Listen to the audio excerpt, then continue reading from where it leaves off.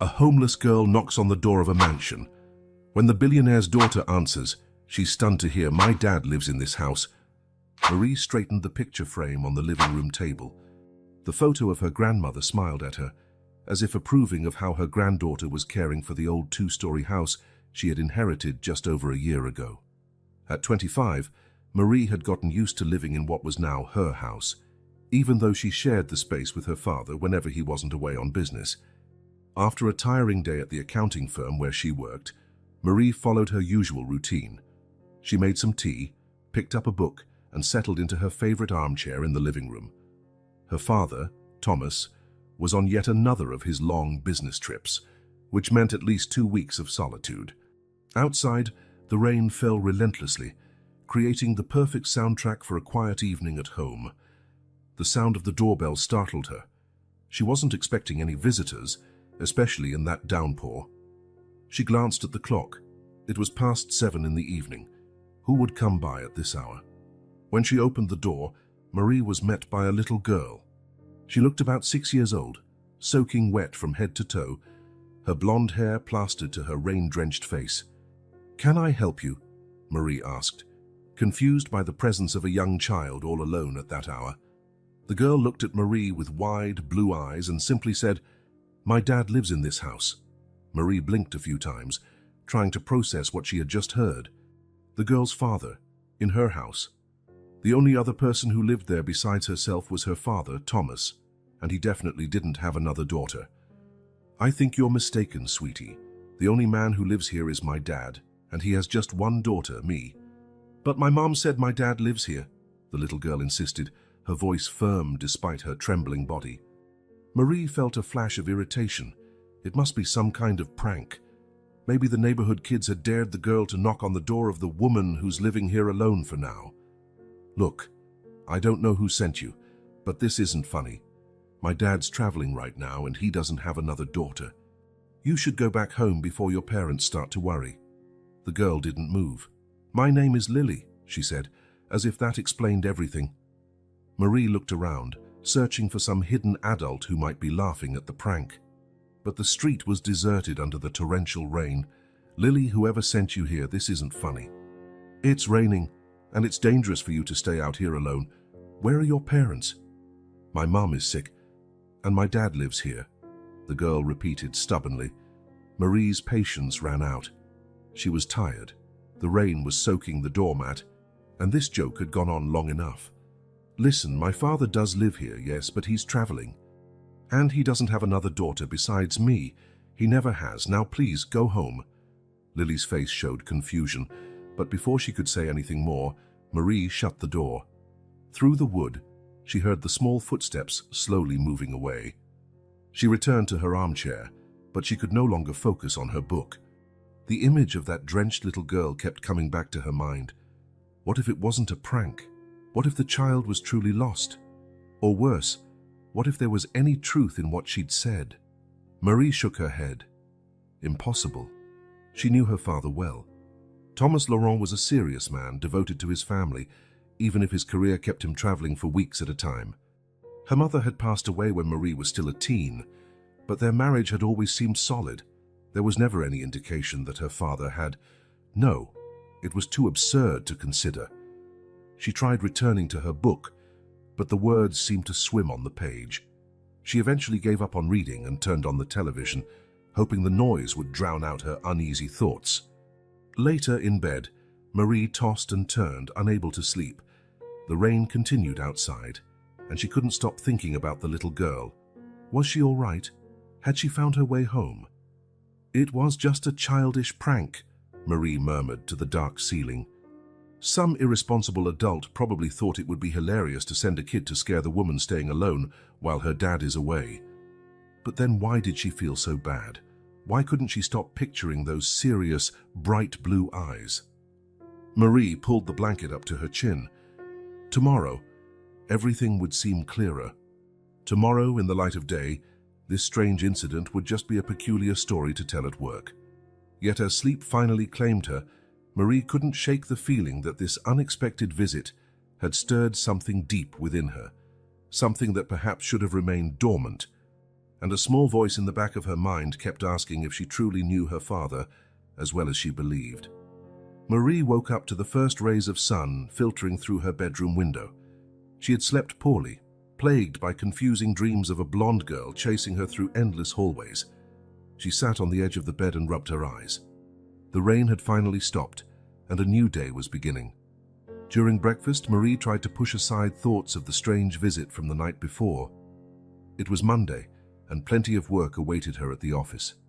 She dressed quickly, grabbed her purse, and opened the front door. And there she was again. Lily, the little girl from the previous night, stood in the exact same spot, as if she had never left. This time, however, she was dry and neatly dressed, wearing a school uniform and carrying a small backpack. Her blue eyes looked at Marie with the same determination as before. "Good morning," Lily said politely. "I came to see my dad." Marie froze for an instant. She wasn't prepared for this.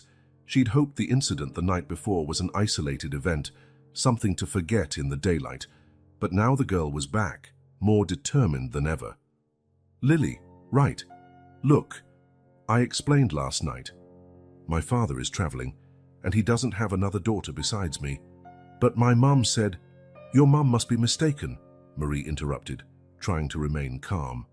"Where is she? Maybe I can talk to her and clear this up." Lily's face tightened slightly. "My mom's in the hospital. She's very sick." Marie felt like she'd been punched in the stomach. Irritation gave way to concern. A 6-year-old child, with a mother in the hospital, searching for a father who apparently didn't exist. There was more to this story. "I'm so sorry to hear that," Marie said, softening her voice. "Who's taking care of you while your mom's hospitalized?" "My Aunt Sophia, but she works a lot. She dropped me off at school today, but I left early to come here." Marie looked at her watch. It was only 8:30 in the morning. "Aren't you supposed to be in school right now?" Lily looked away. "I really wanted to find my dad. My mom always said he lived here." Marie hesitated. On one hand, her common sense told her she should send the girl back to school. On the other, there was something about this determined child that intrigued her deeply. "Do you want to come in for a bit?" Marie heard herself asking. "We can talk more inside." Lily's face lit up with a smile. Marie opened the door wider, letting the girl in. She called her office, making up an excuse about not feeling well. It was the first time in 2 years she'd missed work, but the situation was exceptional. In the kitchen, Marie prepared a glass of milk and some cookies, watching as Lily looked around with curiosity. The girl seemed especially interested in the family photos scattered around the house. "So, Lily," Marie began, setting the snack on the table, "why do you think my father is also your father?" Lily bit into a cookie before answering. "My mom always talked about him. She said he lived in this house. She promised that one day she would introduce me to him, but now she's too sick to bring me here." Marie felt a chill down her spine. Could it be possible that her father— No, it couldn't be true. Thomas Laurent was a man of integrity, always present despite his trips.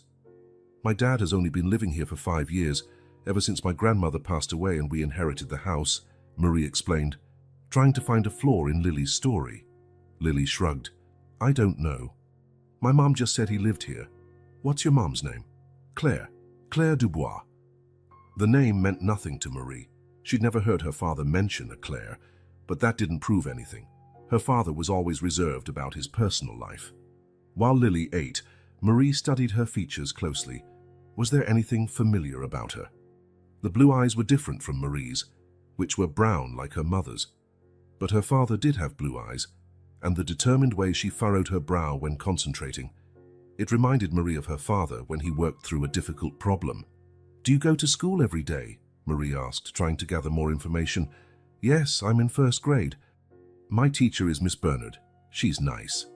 "And your aunt? What's she like?" "Aunt Sophia is my mom's sister. She's been living with us since Mom got sick. Before that, she lived in Chicago." Marie kept asking questions about Lily's life, her routine, her friends, her likes. The girl answered naturally, but whenever Marie tried to circle back to her father, Lily became vague, repeating only that her mum had said he lived in that house. "When did your mum get sick?" "A few months ago. She started by coughing a lot. Then she got really tired. Now she stays in the hospital most of the time. Lily's expression grew somber, and Marie felt a wave of compassion. Whatever the truth behind this story, one thing was clear. The girl was suffering from her mother's illness and desperately seeking some connection with a father she believed existed. "Did your mom ever show you a picture of your dad?" Marie tried once more. Lily shook her head. "She said she'd show me when she introduced me to him, but now she's too weak." After a while, Marie realized she wasn't getting any more relevant information. She glanced at the clock, nearly noon. "Shouldn't you go back to school? Your aunt might be worried." "She only picks me up at 3, Lily said casually. "Can I stay a little longer?" "I think it's better if you don't. I don't want you to get in trouble," Marie said, though part of her wanted to keep the girl around, to continue investigating. Lily looked disappointed but did not argue. At the door, she turned with one last hopeful glance. "When does your dad come back from his trip?" Marie hesitated. "Thomas was due back next week. In a few days. I'll come back tomorrow," Lily announced with the same determination she had shown before. "And I'll keep coming back until I can meet him." Before Marie could respond, Lily walked out the door and down the steps. Marie stood watching as the small figure disappeared down the sidewalk, lost in thought. Back in the living room, she sank into her favorite armchair, her mind whirling. What if Lily's story were true? What if her father had another relationship, another family she knew nothing about? It seemed absurd. But at the same time, Marie opened her laptop and pulled up a search engine. She typed Claire Dubois along with the name of their city, but the results were too generic. She tried pairing it with hospital and other keywords without success. After a while, she nearly called her father, but stopped. What would she say? "Hi, Dad, a little girl showed up here claiming she's your daughter. She needed more information before confronting him." Marie spent the rest of the day feeling uneasy, torn between skepticism and doubt. Part of her wanted to believe it was all a misunderstanding, that Lily was confused or had been misled, but another part, one that grew stronger each hour, couldn't ignore the coincidences and the child's conviction. That night, before going to sleep, Marie made a decision. She would investigate further. She would try to find out who Claire Dubois was, visit the hospital, maybe even talk to Aunt Sophia. She needed to know the truth, not just for her own peace of mind, but for Lily as well. That determined little girl had stirred something in Marie, sparking a mixture of curiosity and compassion she couldn't ignore. If Lily truly was searching for her father, and if there was any chance, and no matter how small, that Thomas Laurent was that father, Marie had to find out. With that resolve, she finally fell asleep, promising herself she would begin her investigation the next day in earnest. Marie couldn't get Lily out of her mind for the rest of the week. True to her word, the girl returned the following day, and the day after that, and the day after that. Each visit was brief. Marie didn't want Lily to miss too much school, but it was enough to fuel her curiosity and her doubts. During one of these visits, Marie decided it was time to investigate further. As soon as Lily left, Marie headed up to the attic, a place she had avoided since her grandmother's death. Boxes and boxes of family memories, old documents, and photographs were stored there, any of which might contain a clue about her father's past. Dust motes danced in the thin beams of sunlight coming through the attic window. Marie sneezed as she opened the first box, labeled Thomas Documents. Inside, she found diplomas, work certificates, and business files, nothing revealing.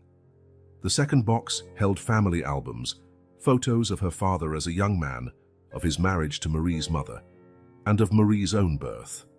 Marie spent hours examining each photo, each document, searching for any trace of a Claire Dubois or anything suggesting her father led a parallel life, but she found nothing conclusive.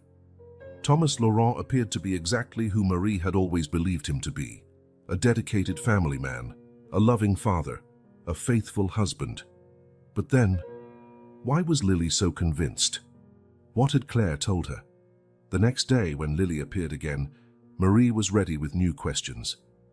"Lily, did your mum ever tell you how she met my dad?" The girl bit her lip thoughtfully. "She said they worked together, that he was really smart and kind." "They worked together? Where?" "At some company." I think it had something to do with medicines. Marie felt a chill. Her father had worked at a major pharmaceutical company for many years before becoming an independent consultant. That part at least matched. Did they date for a long time? Lily shrugged. I don't know. Mom doesn't talk about it much. She just said he didn't know about me, and that they would introduce me to him when the time was right. Each new piece of information felt like a puzzle piece falling into place. Marie found herself torn between loyalty to the father she loved and compassion for this child who seemed genuinely convinced Thomas was her dad. After days of fruitless research, Marie decided to seek help. Juliette Moreau, the family's longtime housekeeper, had worked for her grandmother for decades and continued assisting even after Marie and her father moved in. If anyone knew the family's secrets, it was Juliette. Marie found her in a small retirement home on the outskirts of the city. Juliette, now nearly 80, still held the upright posture and attentive gaze she always had, though her hands trembled slightly as she poured tea. What a pleasant surprise to see you, Miss Marie, Juliette said with a warm smile. How is your father? Still traveling a lot? Yes, he's fine. Actually, he's away on business now. Marie hesitated, unsure how to approach the subject. She decided to be direct. Juliette, I need to ask you something delicate. Do you recall my father ever mentioning anyone named Claire Dubois, maybe about 7 years ago? The teacup in Juliette's hand shook and spilling a little tea. The smile froze on her face. Claire Dubois. No, I don't remember anyone by that name. But there was something in her tone, a slight tremor, that alerted Marie. Juliette knew something. Are you sure? She might have worked with my father at the pharmaceutical company. Perhaps he brought her by the house once. Juliette carefully set her cup down on the table. Your father was always very private about his colleagues, miss. He rarely brought anyone to the house. Juliette, please, it's important. A little girl, about 6 years old, has been showing up at our door, claiming my father is her father. Her mother is this Claire, and apparently she's very sick. I need to know if there's any possibility. Juliette's expression changed, a mixture of surprise and what looked like fear. A little girl? My goodness. She stood up suddenly.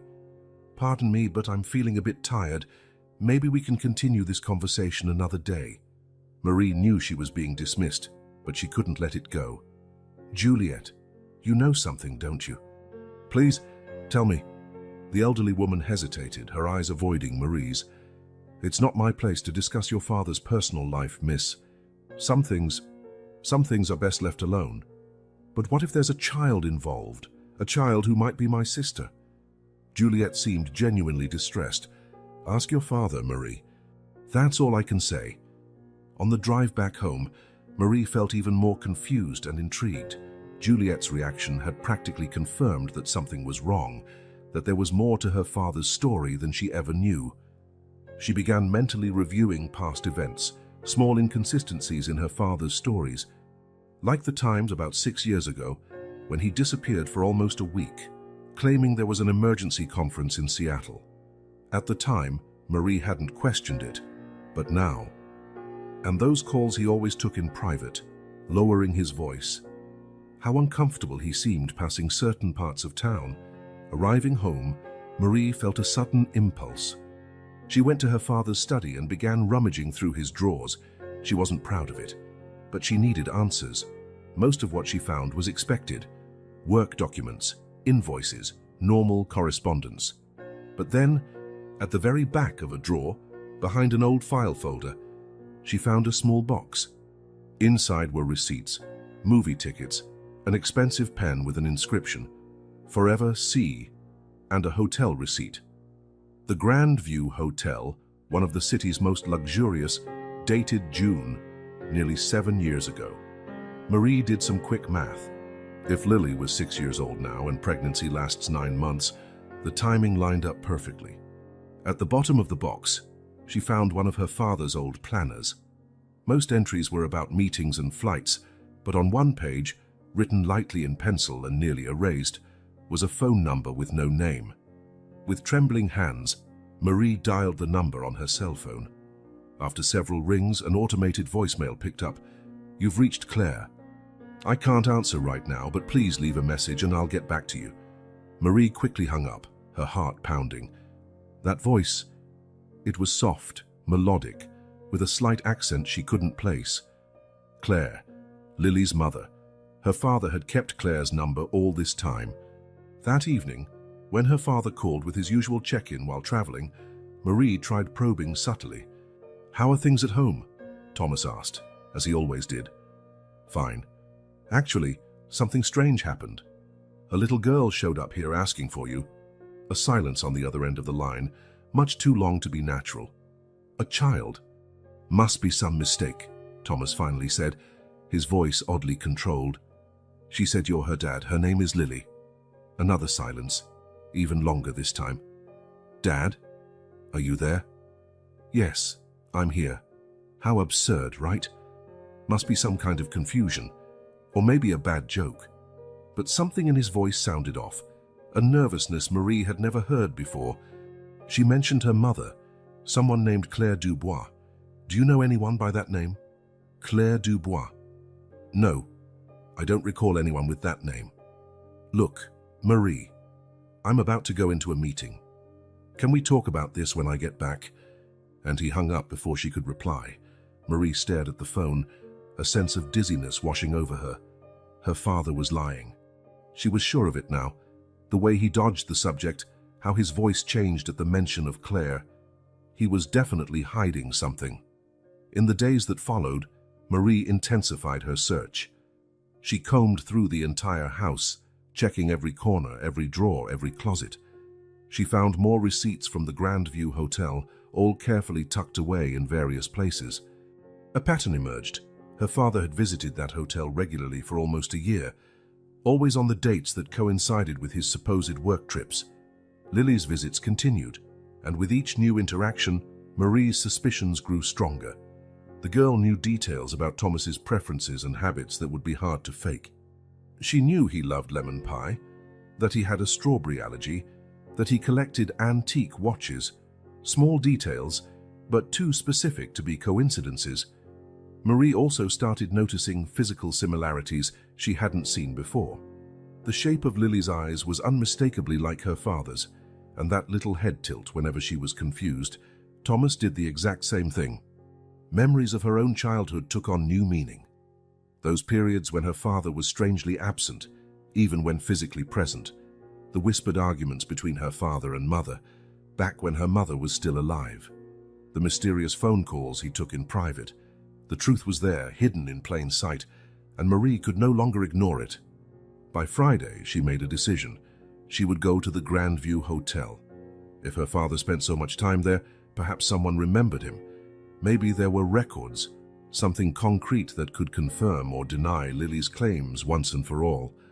Marie took the most recent receipt she had found and put it in her purse. She'd go the next morning. She was nervous, afraid of what she might discover, but determined.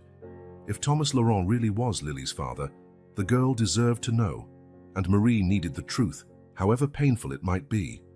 That night, looking up at the starry sky from her bedroom window, Marie felt she was on the brink of something important, a revelation that would forever change her understanding of her own family. She was about to uncover a secret her father had kept for years, and she had no idea what she would find. But one thing was clear: there was no turning back. The truth, whatever it was, needed to come out, for her, for Lily, and maybe in some way for Thomas himself. The next morning, Marie drove to the Grandview Hotel with her stomach in knots. The imposing building, with its Art Deco facade and flags waving gently in the morning breeze, looked even more intimidating now that she was there on such a personal mission. She clutched the old receipt between her fingers before slipping it into her coat pocket and walking toward the entrance. A uniformed doorman opened the door with a polite smile, and she stepped into the luxurious lobby. Crystal chandeliers, elegant furniture, and a discreet scent of fresh flowers created an atmosphere of refined exclusivity. She approached the reception desk, trying to appear casual. "Good morning." The receptionist greeted her with a professional smile. "How may I help you?" "Good morning. I'm actually looking for information about some past reservations," Marie said, her voice a bit lower than she intended. "It's a personal matter. The woman kept her smile, but Marie noticed her eyes cool slightly. "I'm sorry, but our privacy policy does not allow us to share guests' information." Marie had anticipated this response. "I understand, but the person in question is my father, Thomas Laurent." As she mentioned the name, Marie watched closely for any sign of recognition on the receptionist's face, but the woman remained impassive. "Even so, I cannot help you without the explicit authorization of the guest in question," the receptionist replied with polite firmness. Marie tried another angle. "Is there someone who's worked here for a long time? Maybe someone who could at least confirm whether my father actually stayed here?" The receptionist hesitated, then discreetly glanced toward an elderly gentleman arranging some keys at the concierge desk. "Mr. Girard has been with the hotel for almost 40 years, she said quietly. "He might be willing to speak with you, but I can't guarantee he'll share any details." Marie thanked her and approached the man in question. He appeared to be in his 70s, with completely white hair and a posture that spoke of decades of impeccable service. "Mr. Girard, may I speak with you for a moment?" He adjusted his reading glasses and looked at her with keen eyes. "Yes, miss. My name is Marie Laurent. I'm trying to find information about my father, Thomas Laurent. He used to stay here about 7 years ago." Marie showed him the receipt. Her father's name was clearly visible, as was the date, June 17th, 7 years ago. Mr. Girard's face lit up with a discreet flash of recognition. "Ah, Mr. Laurent. Yes, I remember him." Marie's heart sped up. "You do?" "Certainly. He was a distinguished gentleman. Tall, well-dressed, always very polite." The concierge offered a small smile. "It's rare to forget a guest who frequents the hotel so regularly." "Regularly?" Marie repeated, her stomach turning cold. "Mr. Girard seemed to realize he might have said too much because his smile faded. Well, he stayed with us quite often, if I recall correctly." "How often, exactly?" The man cleared his throat. "Uncomfortable. It wouldn't be appropriate to discuss the specifics of our guests' visits, miss." Marie leaned in slightly, lowering her voice. "Please, Mr. Girard. It's very important. I recently discovered my father might have another family, a daughter I didn't know about, and this little girl showed up at my door, looking for him." Something in her tone or her expression must have moved the elderly concierge, because his gaze softened. "I understand your situation, miss. I can't provide specific details, but..." He looked around to make sure no one else was listening. "Your father always reserved the same room whenever he came here, room 528. "Always the same room?" Marie frowned. "Yes, he was very particular about that. If room 528 wasn't available, he'd rather change the date of his visit." Marie absorbed this information, puzzled by her father's insistence on a specific room. "Did he come alone?" Mr. Girard straightened his tie, visibly uncomfortable. "Miss Laurent, there are limits to what I can share, even given your circumstances." "Please," Marie insisted. "If there's a child involved..." The concierge sighed. "Your father usually arrived alone. As for any company he had during his stay, it wouldn't be ethical for me to comment." Marie nodded, understanding the unspoken message. "Is there something special about room 528? "It's one of our suites with a view of the interior garden. Very quiet, very private. Guests who value discretion often prefer it." Discretion. The word lingered between them, loaded with meaning. "Would it be possible to see the room?" Mr. Girard shook his head. "I'm sorry, miss. It's currently occupied, and even if it weren't, hotel policy prohibits granting non-guests access to the suites." Marie thanked the concierge for his time and left the hotel feeling both more informed and more confused. Her father, the man she'd always seen as a paragon of integrity, had regularly stayed in that luxurious hotel, always insisting on the same discreet room. The implications were obvious and painful. On the drive back home, Marie tried to organize her thoughts. The evidence overwhelmingly suggested her father had carried on a secret relationship with Lily's mother. If that was true, how would she handle this revelation? And more importantly, what would it mean for Lily? As she turned onto her street, Marie saw a small figure sitting on the front steps of her house. Her heart skipped a beat. It was Lily, hugging her backpack, looking both determined and vulnerable at once. Marie parked and got out of the car, immediately noticing something different. Lily's usually bright face was serious, almost apprehensive. "Lily? Are you okay?" The girl stood up, adjusting her backpack. "My mom wants to meet you." Marie froze. Of all the possible developments, this was not one she had considered. "Your mom?" "Yeah, she's in the hospital. I told her about you, and she said she wants to see you." "Wait, you told her about me? What exactly did you say?" Lily shrugged, a typical childish gesture Marie now knew well. "I said I found my dad's daughter, that you're nice and gave me milk and cookies."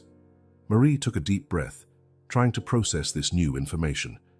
Claire Dubois, the mysterious woman who might have met her father at room 528 in the Grandview Hotel, wanted to meet her.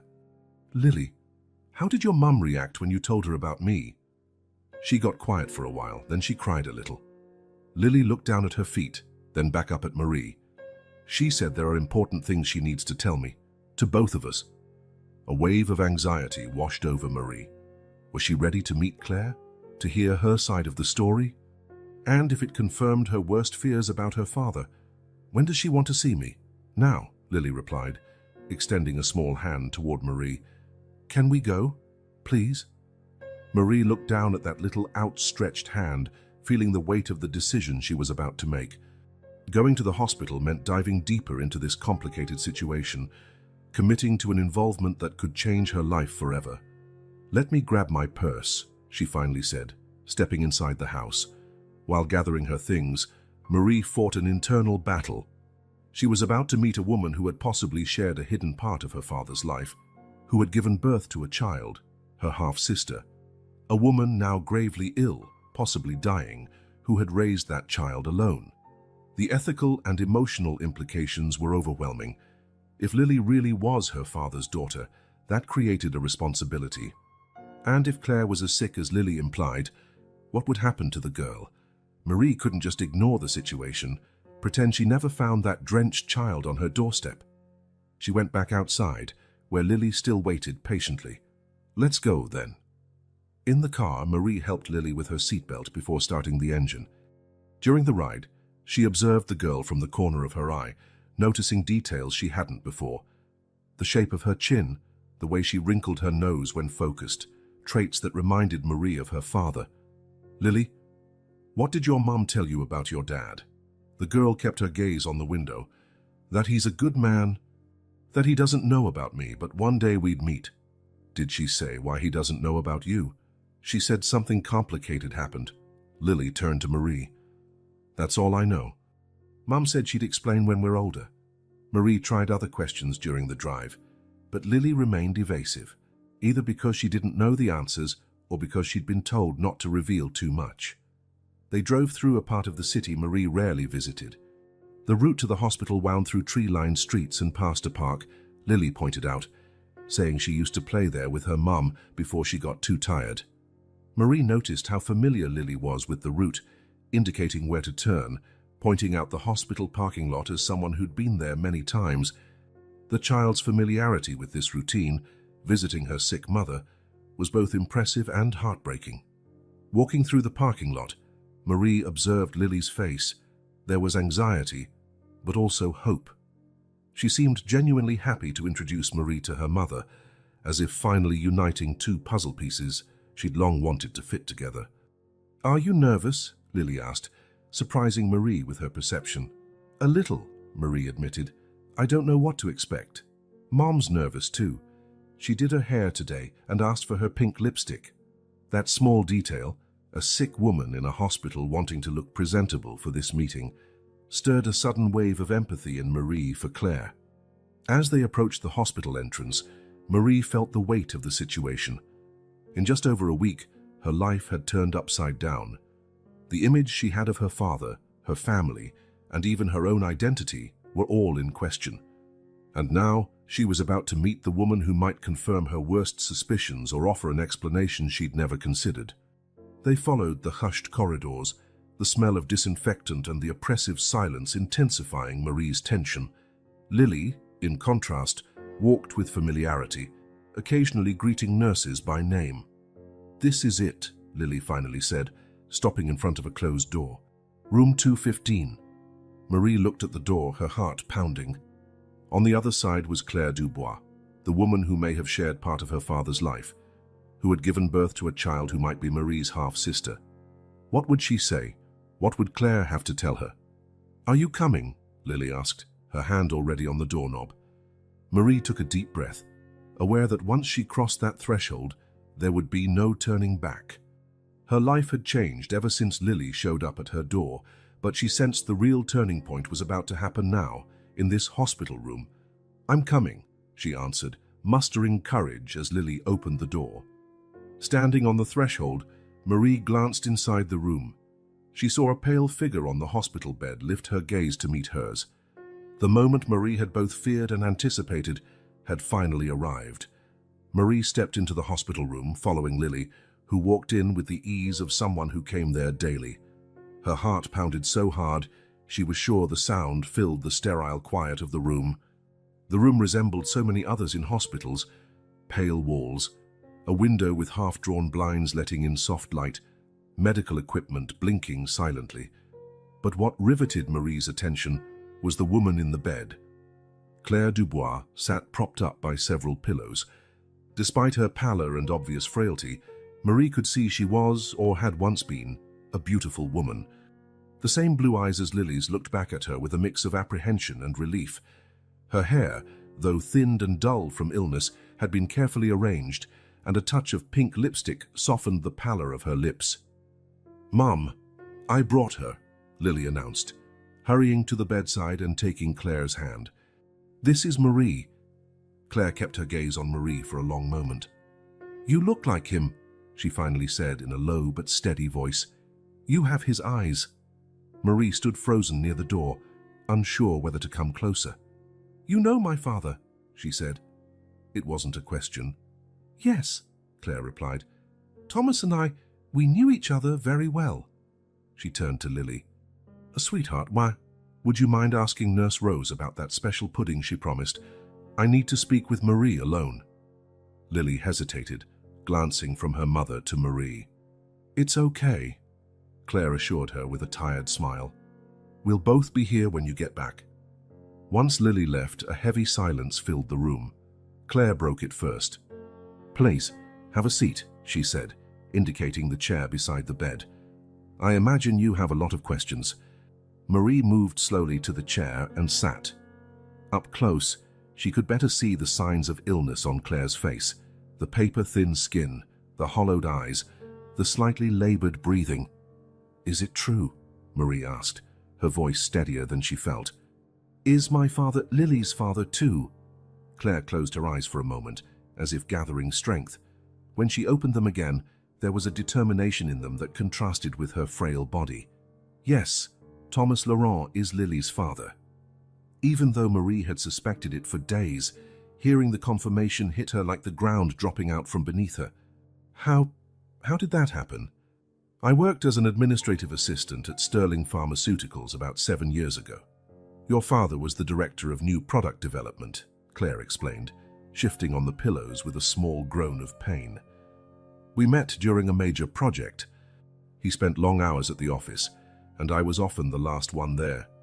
Claire recounted how, at first, the relationship was strictly professional. Thomas was respectful, kind, a boss who valued his team's work. But over time, late nights turned into dinner, personal conversations, and a closeness that grew gradually. "I knew he was married," Claire admitted. "Or I thought he was. He wore a wedding ring and occasionally mentioned a daughter, never by name, but now I know it was you." "But you got involved with him anyway," Marie said, unable to keep an edge of accusation from her voice. Claire looked her in the eye. "Yes, I'm not proud of it, but it happened. Thomas told me his marriage had been dead for years, that he was only staying married for his daughter, that he was planning to divorce." Marie frowned. Her parents had separated when she was 15, but her father had always claimed it was mutual, amicable. He'd never mentioned another woman. "The relationship lasted almost a year," Claire continued. "We'd meet at the Grandview Hotel, always the same room 2 or 3 days a week. Thomas said he was arranging everything so we could be together openly. She glanced at the window. Then I found out I was pregnant. It wasn't planned, but I was happy. I thought it would be the incentive Thomas needed to finally go through with his plans. Claire took a shaky breath, and Marie noticed her hands trembling on the blanket. When I told him, Thomas was stunned. He asked for time to think, to get everything in order. He said he loved me, that he would love our child, but he needed to do this the right way. I believed him. A sad smile curved her lips. 3 days later, I was called to HR and fired due to corporate restructuring. My severance was already prepared, a generous amount so I wouldn't contest it. My father did that, Marie asked, horrified. I'm not sure, maybe it was someone else. Someone found out about us, about the pregnancy. That same night, I got a phone call from a woman who refused to identify herself. She told me if I valued my life and that of my baby, I should take the money, leave town, and never contact Thomas Laurent again. She said he'd never leave his family for me, that I was nothing more than a temporary distraction. Marie felt a chill. A woman? Who? I never found out, Claire shrugged. I was afraid. I was pregnant, alone, had just lost my job. I returned to my hometown, where my sister lived, and started a new life. Lily was born 6 months later. She reached for a cup of water on the bedside table, and Marie instinctively got up to help. Claire took a sip, then continued. At first, I still hoped Thomas would look for me. I thought when he discovered a daughter had been born, he'd come.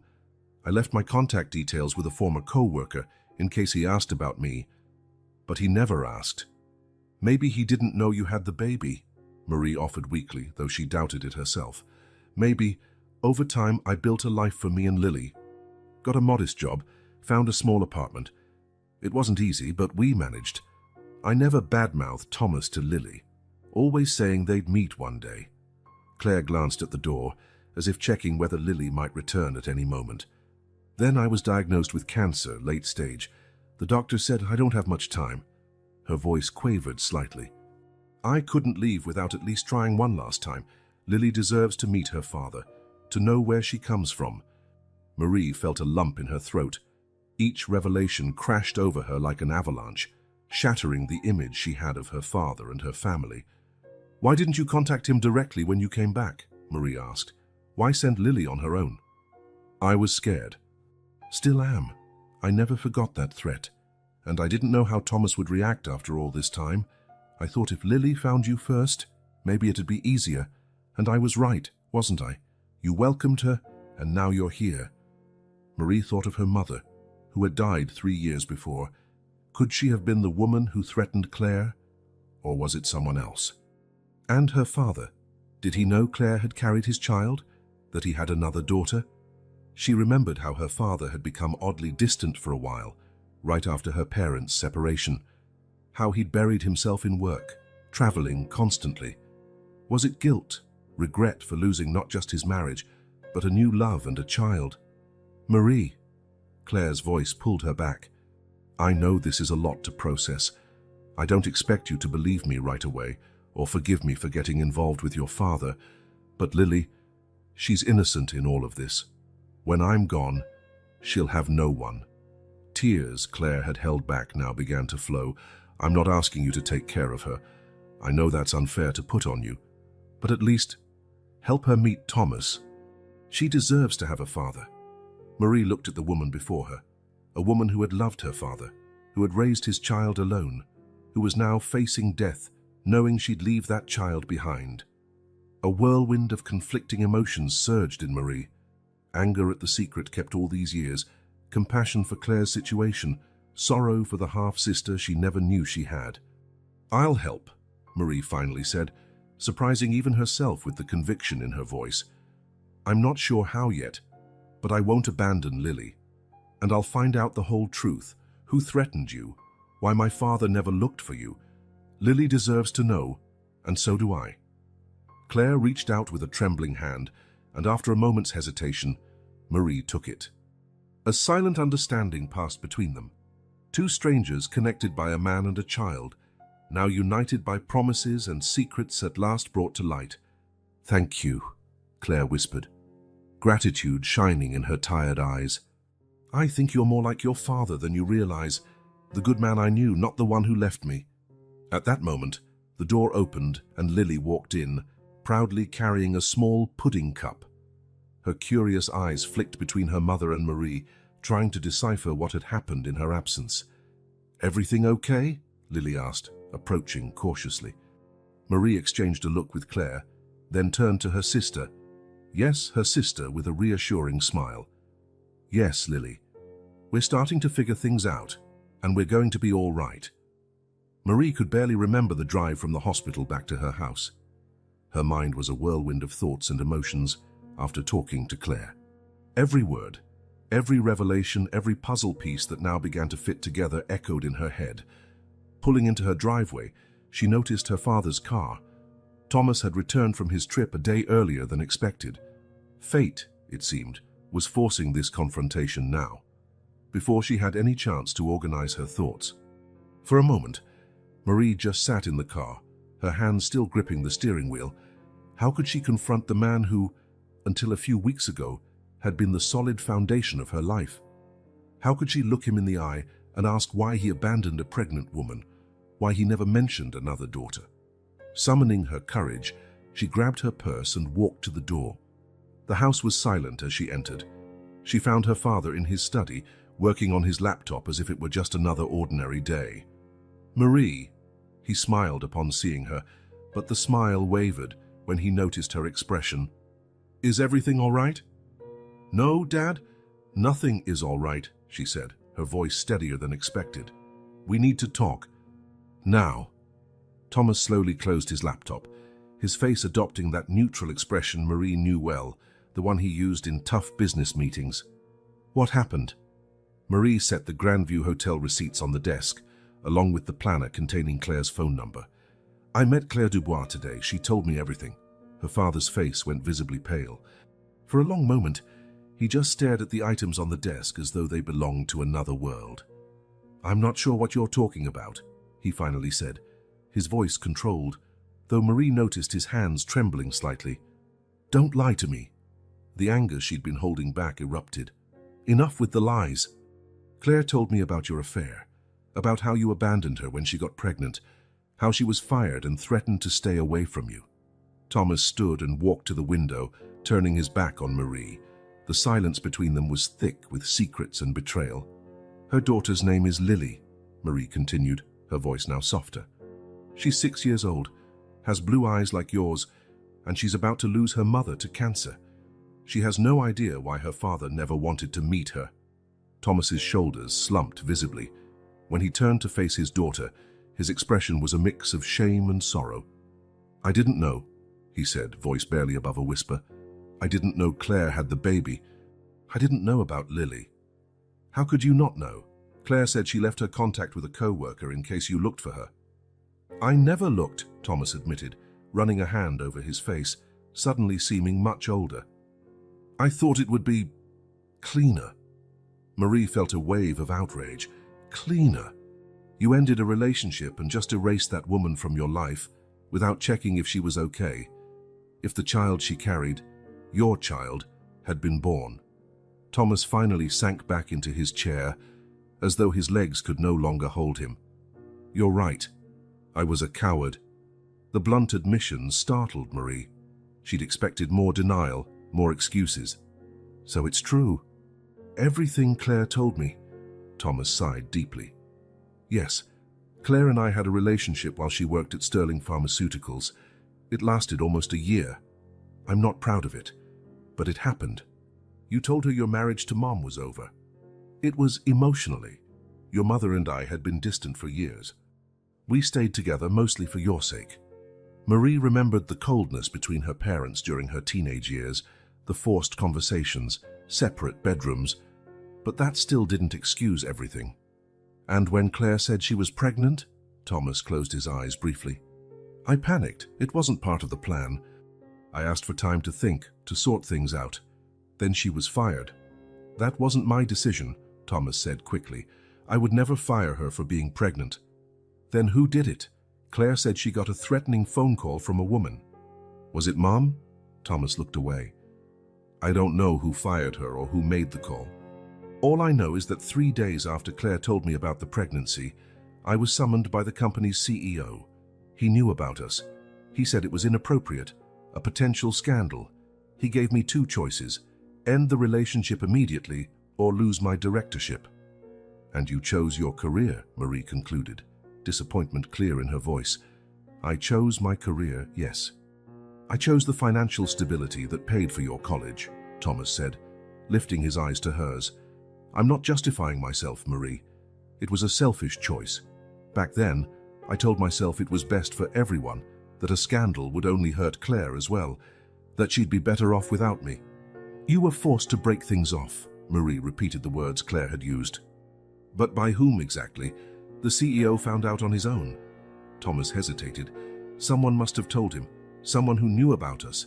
Who, Dad? Did Mom know? Another hesitation. I'd rather not talk about that now, Marie. Please. Marie sensed there was more her father wasn't telling her, but each new revelation was painful enough on its own, one step at a time. Then you never thought about Claire, about looking for her, or finding out what happened to the baby? I thought about her often, Thomas admitted, voice low.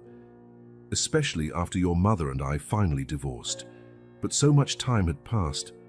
I assumed she'd moved on, started a new life. Maybe she'd even ended the pregnancy. I convinced myself it would be selfish of me to reappear and disrupt her life again. So you just pretended nothing happened, that there wasn't a woman out there raising your child alone. I did what I thought was right at the time, Thomas said. I was wrong, obviously. Terribly wrong. Marie got up, unable to remain seated. Anger, disappointment, and sadness roiled inside her like a storm. Claire is dying, Dad. Late-stage cancer. In a few months, Lily will be an orphan, a 6-year-old who spent her life hearing that one day she'd meet her dad, and all because you chose your career over accepting responsibility for your own child. The words hit Thomas like a physical blow. He paled even more. Claire is dying. Yes, and Lily has been waiting for you. She showed up at our door 2 weeks ago, looking for the father her mother promised she'd meet someday. Marie grabbed her purse. You have another daughter, Dad. A daughter who will soon have no one else in the world. Thomas buried his face in his hands. My God, what have I done?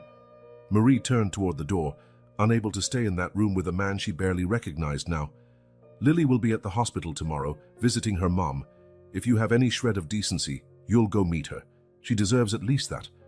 Leaving her father's study, Marie snatched her car keys again. She needed air, space, and time to process all she'd learned. Her father, the man she'd always admired, had abandoned a pregnant woman to protect his career and had ignored the existence of a child for 6 years. Starting the engine, Marie realized silent tears were streaming down her face. Tears for Claire, for Lily, for the father she thought she knew, and for the family she never realized she had. The next 3 days after her confrontation with her father blurred for Marie. She avoided returning home, staying at a small downtown hotel instead. She needed distance, time to process all she had learned. She visited Claire and Lily twice at the hospital, always at times she knew her father would be at work, ensuring there would be no unexpected encounters. In her hotel room, Marie spent hours lying on the bed staring at the ceiling, replaying every word of her conversation with Claire, every expression on her father's face during their confrontation. The revelations had shaken the very foundations of her understanding of her family and herself. Something continued to bother her, like a puzzle piece that still didn't fit. Her father had mentioned the CEO's discovery of his affair, but hadn't explained who might have told him. Claire mentioned a mysterious woman who threatened her by phone. Both things seemed connected, and Marie had a growing suspicion about who that woman might be. On the morning of the 4th day, Marie made a decision. She drove to the upscale suburb where her mother had lived since the divorce, 3 years earlier. She didn't call ahead. She knew that would only give Elise Laurent time to prepare her defenses. Her mother's house was like Elise herself, impeccable, elegant, and a bit cold. The perfectly manicured lawn, the flawless white facade, everything spoke of order and control. Marie exhaled deeply before ringing the doorbell. Elise opened the door, her expression shifting from surprise to a cautious smile. At 54, she was in excellent shape, her dark brown hair always perfectly dyed and styled. "Marie, what a pleasant surprise. Why didn't you call first?" "We need to talk, Mom," Marie replied, not returning the smile. "It's important." Something in Marie's tone must have warned Elise, because her smile faltered before she stepped aside. "Of course, come in. I just made some coffee."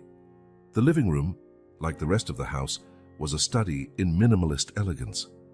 Marie declined the offer of coffee and went straight to the point. "Mom, what do you know about Claire Dubois?" The name had an immediate effect.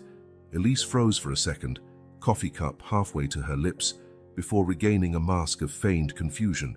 "Claire Dubois? I don't recall knowing anyone by that name." Marie didn't look away. "She worked with Dad at Sterling Pharmaceuticals 7 years ago. They had an affair." "Oh," Elise placed the cup down carefully. "That was a long time ago, Marie. Your father and I were practically separated when it happened. It was painful then, but I've moved on." "So you did know?" Marie pressed, noting how carefully her mother chose her words. "I found out eventually, and yes, your father told me before we got divorced." Elise kept her tone calm and controlled, but her fingers drummed lightly on the table, a nervous habit Marie recognized. "He told you she was pregnant too." A heavy silence fell. Elise looked at her hands, then out at the garden through the window, as if searching for an escape. "Mom," Marie insisted, leaning forward. "Claire was pregnant when she was fired and forced to leave the city. She gave birth to a girl, Lily, my half-sister." Elise abruptly stood and walked to the window. "Why dredge all this up now, Marie? What matters is what we did afterward, how we moved on. It matters because Claire is dying of cancer, because Lily is 6 and will soon be an orphan, because someone threatened Claire by phone, telling her to disappear if she cared about her life and the babies." Marie studied her mother's reaction carefully. Elise remained with her back turned, but her shoulders visibly tensed. "It was you, wasn't it?" Marie asked, her voice softer now. "You found out about them, about the pregnancy. You told the CEO. You made that threatening call." Elise turned slowly. Her face was pale but composed. "You can't understand, Marie. You can't know what it's like to watch your marriage crumble, to see your husband fall in love with someone else." The implicit admission hit Marie like a physical blow, despite having suspected it. "So it was you." "I did what I had to do to protect our family." Elise sank back into her chair, as though her legs could no longer support her. "When I discovered the affair, I monitored your father's phone. I read their messages. She was planning to tell him about the pregnancy. I knew that once that happened, I'd lose Thomas for good. So you decided to intervene." Elise nodded slowly. "I called Charles Mercer, the company's CEO. He and I had known each other socially for years. I told him about Thomas's improper relationship with his assistant, hinted it could become a scandal or even a harassment lawsuit." Marie tasted bitterness in her mouth. "And the threatening phone call. You really threatened a pregnant woman?" Elise's eyes hardened. "I said what needed to be said, that Thomas would never leave his family for her, that he had a brilliant career and a daughter to raise. I told her if she truly cared about the baby, she should let him go." "Did you threaten violence?" "Of course not." Elise looked genuinely horrified. "I merely suggested her continued presence would cause problems for everyone involved, including her and the baby. That some people would do whatever it took to protect their interests." Marie closed her eyes for a moment, trying to absorb it all. "And Dad? He knew what you did." "Not the specifics. I just told him that if he chose that woman, I'd take you out of the country and he'd never see you again. It was an ultimatum." Elise hesitated. "It worked. He ended it. And you never told him about the baby." "I wasn't sure she was really pregnant or if it was a trick. And afterward, well, it no longer mattered. It was over."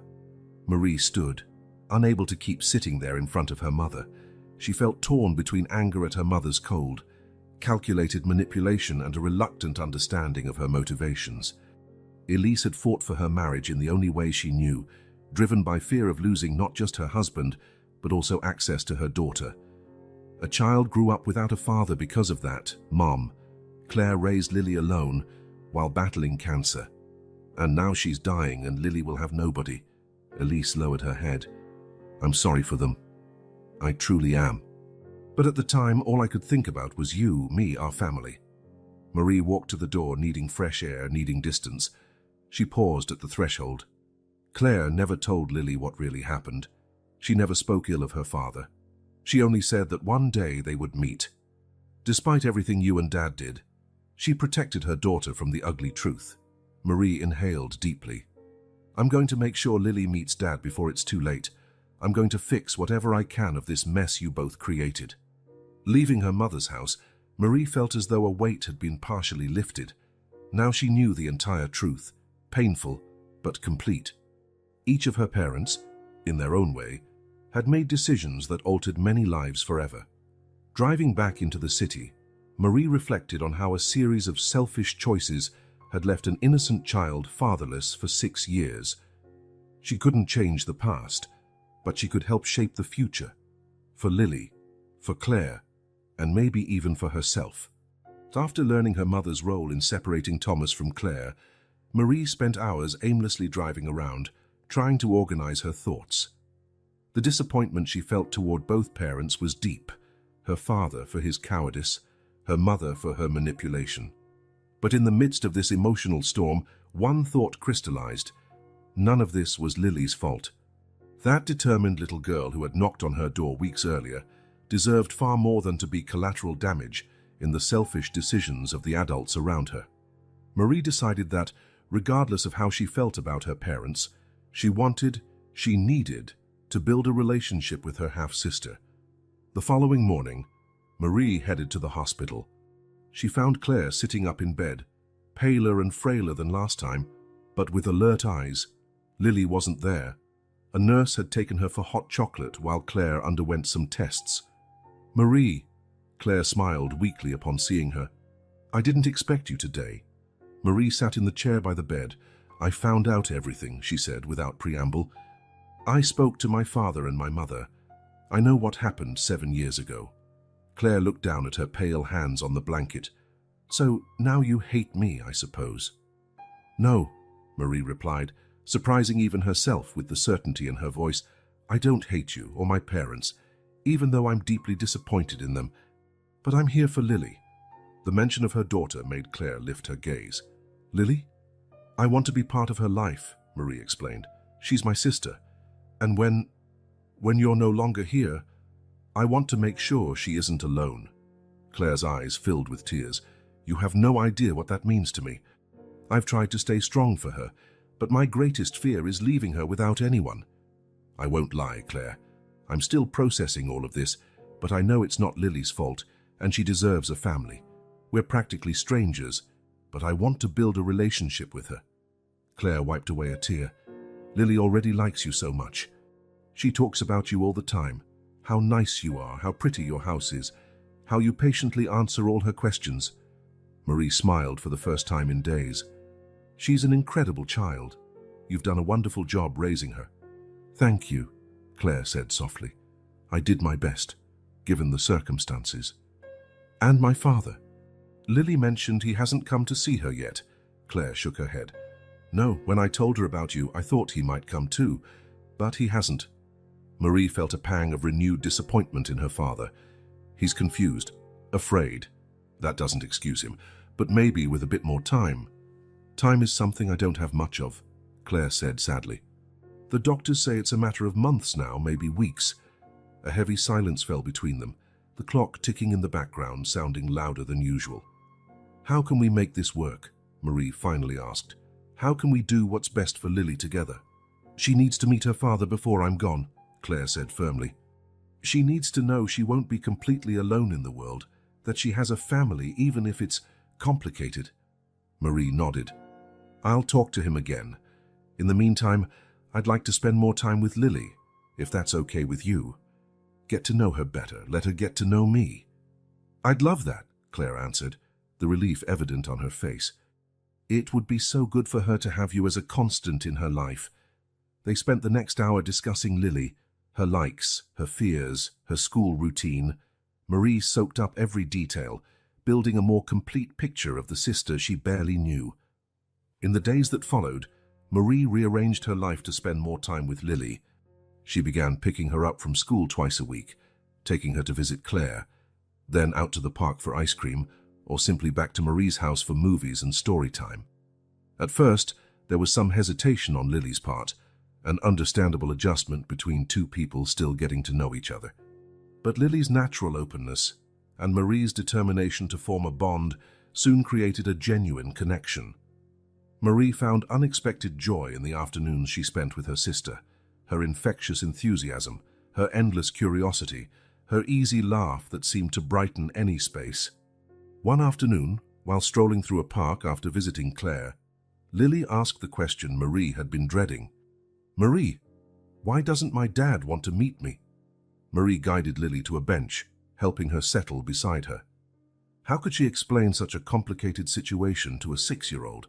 "He does want to, Lily," she finally said, choosing her words carefully. "But he's scared." "Scared of me?" Lily's confusion tugged at Marie's heart. "No, sweetheart. He's scared of himself, of the mistakes he made. Sometimes grown-ups do things wrong, and then they're afraid to face what comes next." Lily considered this carefully, furrowing her brow in the same way Thomas did when he concentrated. "Like when I broke Mom's vase and was scared to tell her," Marie smiled. "Something like that, only much bigger and more complicated. But do you remember what happened when you finally told her about the vase? She was sad, but then she hugged me and said she loved me anyway." "Exactly. And I'm sure that once my dad, your dad, gets past his fear, he'll love you just as much." "Do you think he'll like me?" Lily asked with a vulnerability that made Marie's throat tighten. "I'm absolutely sure. It's impossible not to like you, Lily." That conversation strengthened Marie's resolve. That evening she drove to her father's house. Thomas looked like he'd aged years in the 2 weeks since their confrontation. Thinner, with dark circles under his eyes, a defeated air that Marie had never seen before. Lily asked why her dad doesn't want to meet her, Marie said, after refusing the coffee he offered. "What should I tell her?" Thomas looked away. "I don't know how to face her, Marie. How do I look in the eyes of a child I abandoned before she was born? She needs you. Claire doesn't have much time left, and Lily is going to need as much family as she can get." "What about your mother?" he asked quietly. "Does she know about all this?" "Yes. And while she's not happy, she understands the situation is bigger than her personal preferences right now." That wasn't entirely true. Elise had reacted with cool civility at best when it came to Lily, but Marie was determined to manage that situation somehow. "I'll try," Thomas finally whispered. "I can't promise I'll be good at this, but I'll try." It was a start, a small step toward bridging the gap Marie was trying so hard to close between these fractured parts of her newly discovered family. In the following weeks, Marie continued to strengthen her bond with Lily. Each moment spent together solidified her role as big sister, helping with homework, teaching painting tricks — Lily loved to draw — sharing confidences during long walks. At the same time, she worked patiently on bringing her father and Lily closer, first by casually mentioning him, then showing Lily photos, and finally arranging a brief, supervised meeting at the hospital. It was awkward and tense, with Thomas visibly nervous and Lily both curious and guarded. But it was a start, one small seed planted. Marie also attempted to soften her mother's resistance, though with less success. Elise remained distant, polite but frosty on the subject of Lily. "Give her time," Thomas advised. "She'll get used to the idea eventually." Throughout it all, Marie found herself growing in ways she never anticipated, acting as a mediator among these different worlds, bridging people wounded by past choices, required maturity and compassion she never knew she had. And her relationship with Lily offered a joy and sense of purpose that filled a void she hadn't realized existed. One afternoon, while helping Lily build a block castle in Claire's hospital room, Marie realized that despite all the pain and disappointment of the past few weeks, she'd found something precious: a sister, a connection, a chance to create something good out of so many mistakes. Claire, watching them from the bed, caught Marie's eye and smiled weakly, a silent understanding passing between them. Despite everything, they were trying to make things right, to build bridges where there once were only chasms, for Lily, for all of them. 3 weeks later, Marie received an unexpected call from the hospital. She braced for the worst, but the news was surprisingly positive. Claire was responding well to a new treatment. The doctors mentioned partial remission, perhaps extra months, maybe even a year if the improvement continued. Amid the relief of this news came practical questions that had once seemed distant. If Claire survived longer than expected, what would that mean for Lily? For all the temporary arrangements? "It's a blessing, of course," Claire told Marie during a visit, looking still pale but hopeful. "But it complicates everything." Lily was starting to adjust to the idea of, "Well, you know." Marie squeezed Claire's hand. "It's a good complication.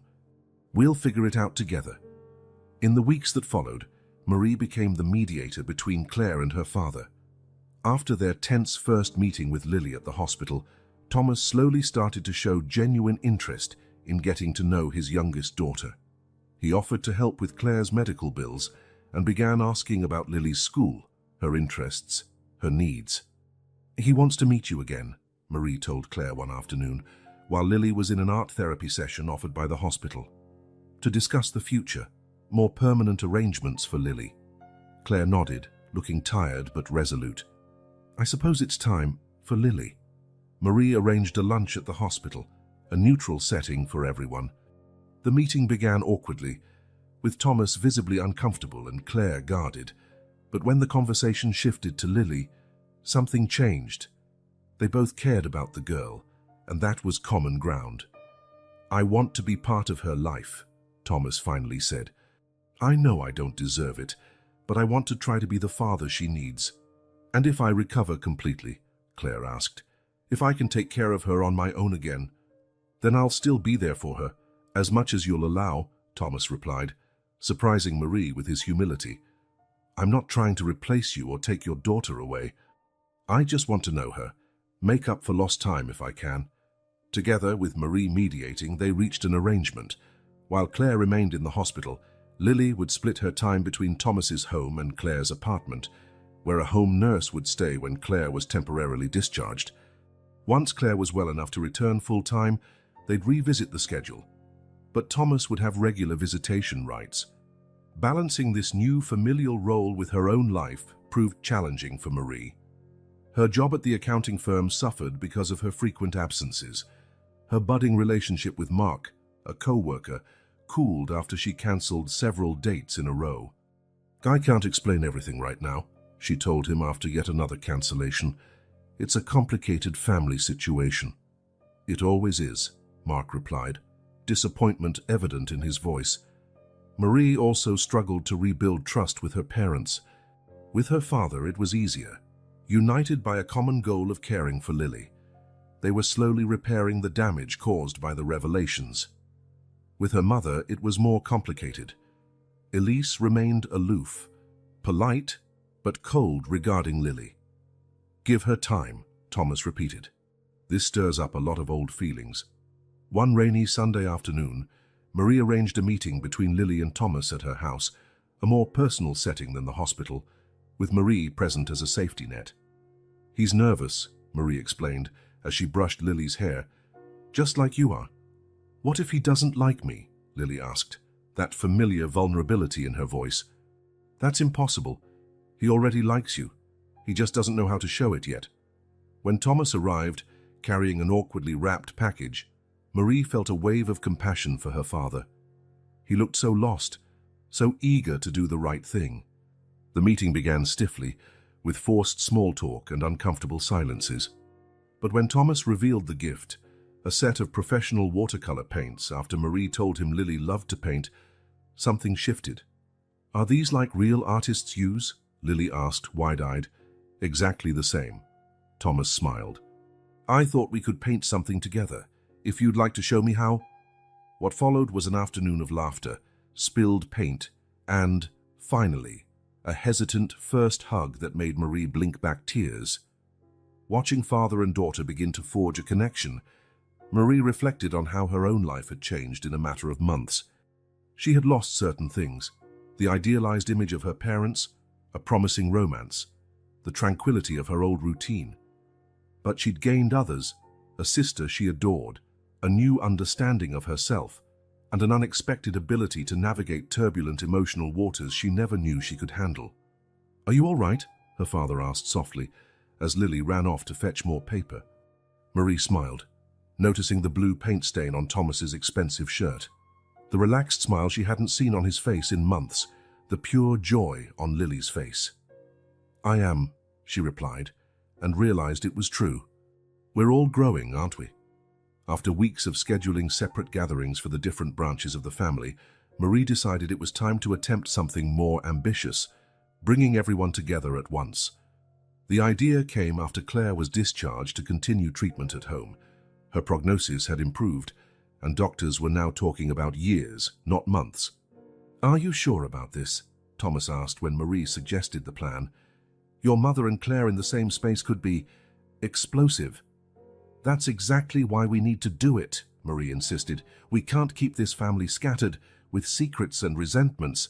For Lily's sake, for all of us." Convincing Elise was the hardest part.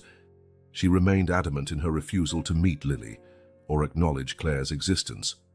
"You're asking me to have dinner with my ex-husband's mistress," Elise said coldly when Marie visited her. "The woman who almost destroyed our marriage." "I'm asking you to have dinner with the mother of your daughter's half-sister," Marie corrected gently. "A woman fighting cancer, trying to secure a future for her child." After much persuasion, Elise finally agreed, though she made it clear she was doing it only for Marie's sake, not for Thomas or Claire, and certainly not for Lily. Marie chose a neutral setting for the gathering, the small apartment she had recently rented, after realizing she needed her own space in this new chapter of her life. It was modest but cozy, free of memories or associations for anyone. Sunday arrived under a cloudy sky that matched Marie's own apprehension. She spent the morning cooking, an activity that always calmed her, and carefully setting the table. She wanted everything to be as perfect, or at least as peaceful, as possible under the circumstances. Claire and Lily were the first to arrive. Claire looked better than she had in weeks, with a bit more color in her cheeks, though still visibly fragile. Lily, wearing her best dress, carried a drawing she had made especially for the occasion, a painting of several people holding hands under a bright sun. "It's our family," she explained solemnly to Marie. "You, me, Mom, Dad, and the lady I haven't met yet." Marie felt a lump in her throat at how Lily already included them all in her idea of family, despite the adult complications. Thomas arrived next, bringing a bottle of wine and flowers for Claire, a gesture that surprised Marie with its thoughtfulness. He looked visibly nervous, fiddling with his tie and speaking a little too quickly. When the doorbell rang a third time, everyone fell silent.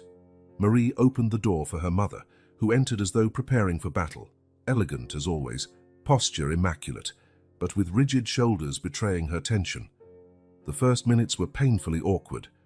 Thomas made a clumsy attempt to introduce Elise to Claire, while Lily watched everyone with open curiosity. Marie busied herself handing out appetizers and drinks, her heart pounding from the tension in the air. It was Lily, with the disarming honesty of a child, who broke the ice. "Are you Marie's mom?" she asked Elise directly.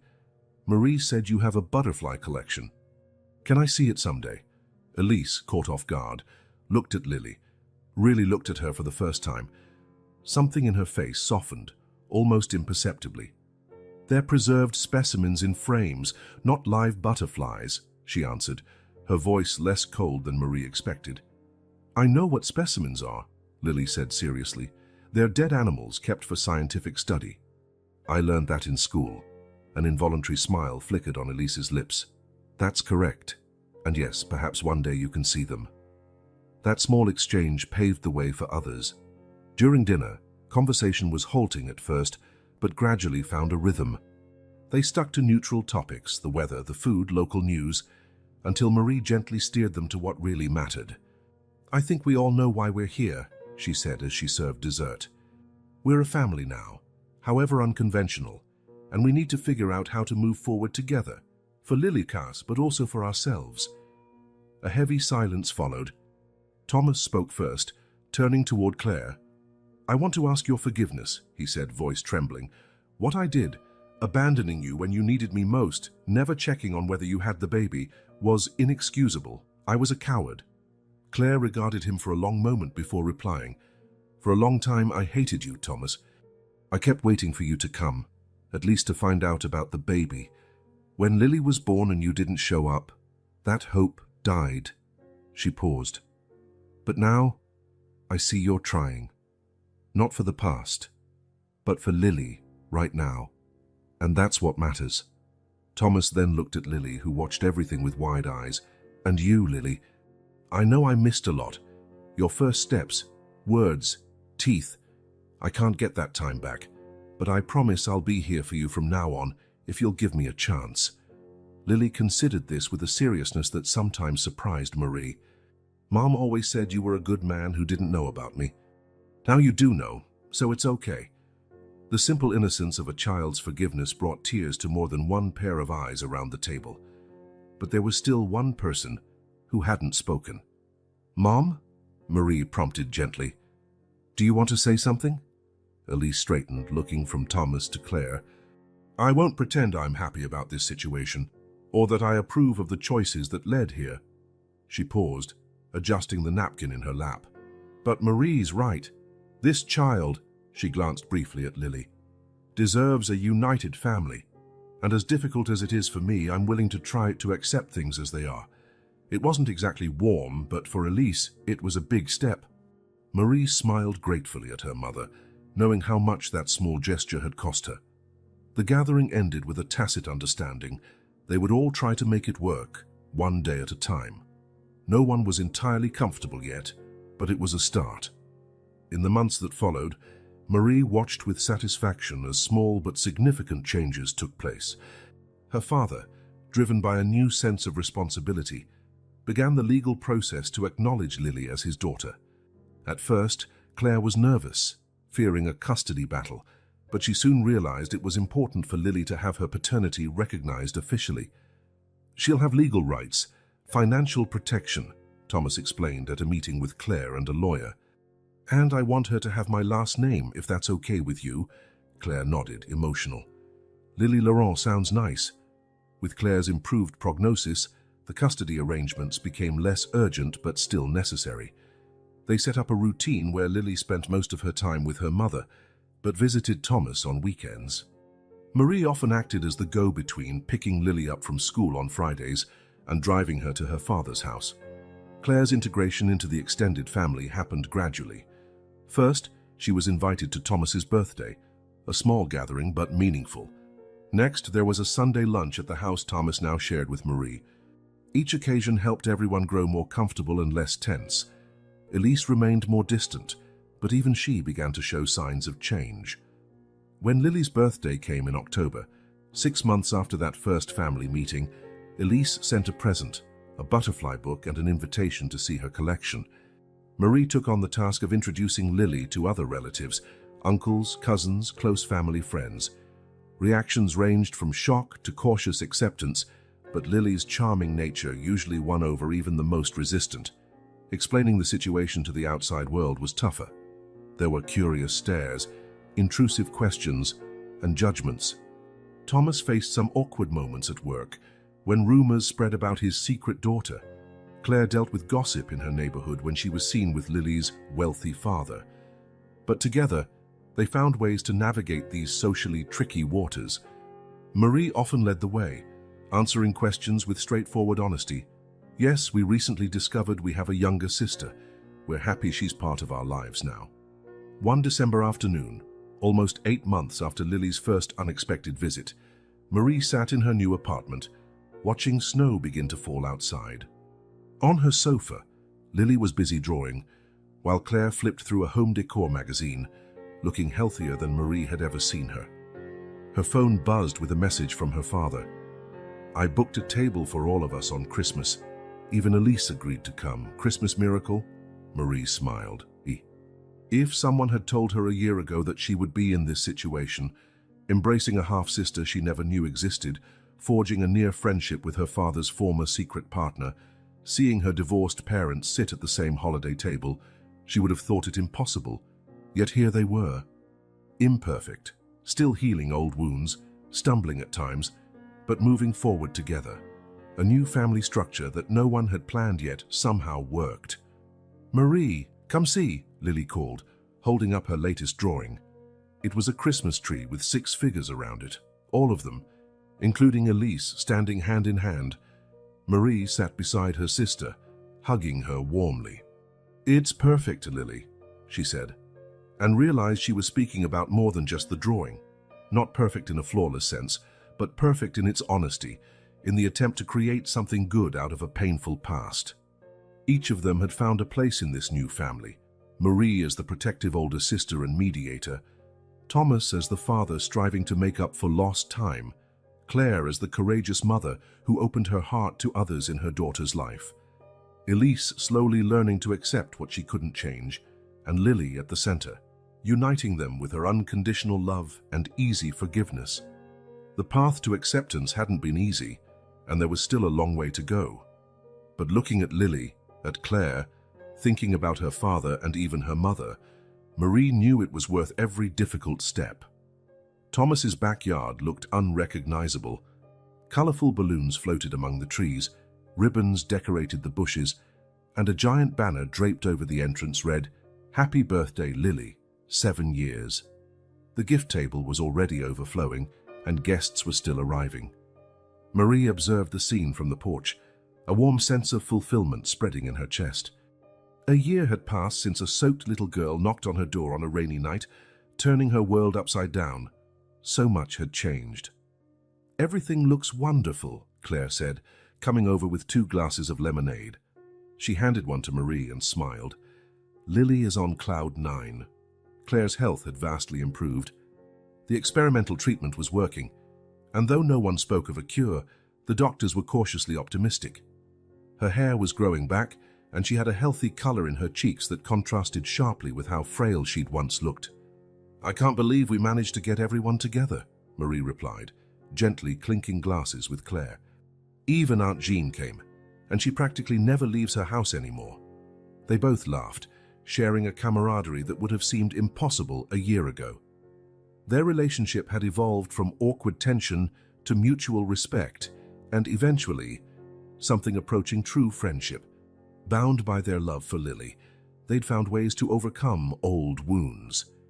Across the yard, Thomas was helping Lily with the saddle on a pony he'd rented for the party. The girl giggled while he made overly serious remarks about the exact science of saddle tying, his large, gentle hands guiding hers patiently. "Look at them," Marie said softly. Who would have guessed? Thomas and Lily's relationship had flourished beyond everyone's expectations. After a hesitant start, they developed their own routines: Saturday swimming lessons, pizza and movie nights, bedtime stories when Lily stayed over at his house.